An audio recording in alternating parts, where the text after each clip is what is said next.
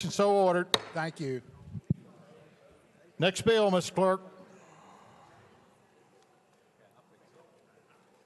House Bill 929 by Powers and others relative to certain treatments for opioid addiction. Mr. Speaker, members, Senate bill is on the desk. Representative Powers, you're recognized.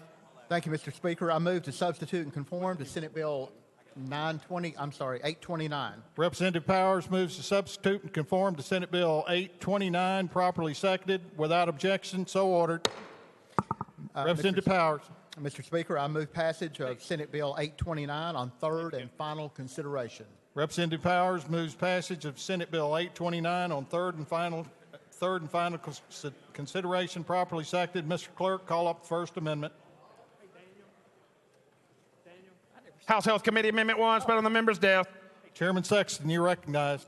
Thank you, Mr. Speaker. Amendment 1 defines non-residential office-based opioid treatment facility and non-residential substance-based treatment center for opioid addiction and places the newly defined facilities under the Department of Mental Health and Substance Abuse Services licensure law. Move to adopt. Chairman Sexton moves adoption of House Amendment number 1, properly second.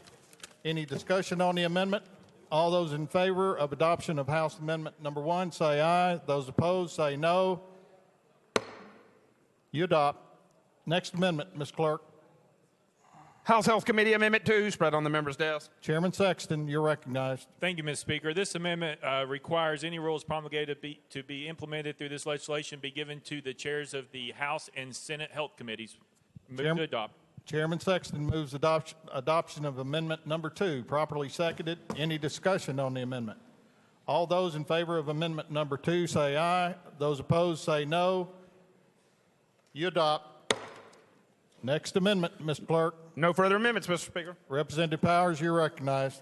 Thank you, Mr. Speaker. And this is something we've worked on a couple of years and dealing primarily with clinics that are prescribing buprenorphine, and it's for addiction treatment. And I want to thank the Department of Mental Health and Substance Abuse and Representative Hill and Chairman Williams and Chairman Sexton and everybody for helping work on this bill. Really appreciate it. And with that, I renew my motion. Any discussion? Chairman Stewart, you're recognized. Thank you, Mr. Speaker. Will the sponsor yield? I do. Could you just talk a little more detail about, I know the intent behind the bill. How are you, because this has gone through a series of amendments. I know you've had a lot of input on this. Just what's the final impact on our communities? The final impact is that doctors right now, they're allowed to treat opiate addiction with Suboxone or any kind of buprenorphine right now up to 30 patients for 1 year.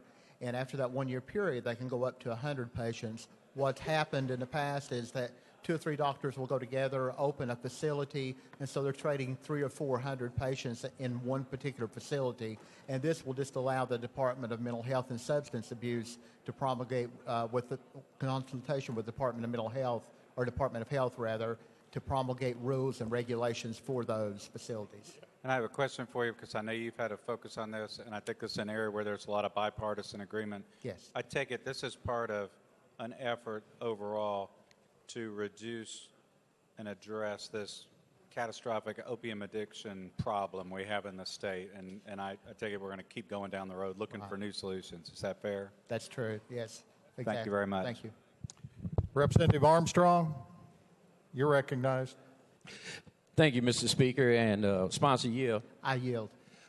I know that we've got a bill that's moving through the House that deals with the certificate of need, and looking at your bill is requiring a certificate of need based on the number of patients. Do you have an estimated cost of what it will cost these non-residential treatment centers, these doctors' offices as such, to get a certificate of need up under your bill? Yeah, our bill doesn't require a certificate of need. It only says that if they're treating 150 patients or more than 50% of all the patients that they are treating, that they would fall under these rules and guidelines, but there is no certificate of need required. Who would promulgate the rules? It would be through the Department of Mental Health and Substance Abuse in consultation with the Department of Health. All right. What about clinics that are in existence now, such as methadone clinics and those other community-based treatment programs that are non-residential. Yeah, it wouldn't affect those particular clinics. These are dealing primarily with the clinics that prescribe buprenorphine, which is commonly called Suboxone or Subutex. Okay, thank you. Thank you. Any other discussion? Objection to the question? Seeing none, all those in favor of Senate Bill 829 as amended, vote aye when the bell rings. Those opposed, vote no. Has every member cast their vote? Does any member wish to change their vote?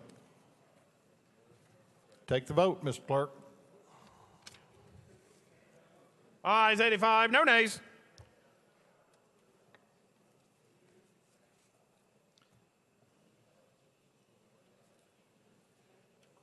Senate Bill 829 having received a constitutional majority, I hereby declare it passed. Without objection, the motion to reconsider is tabled.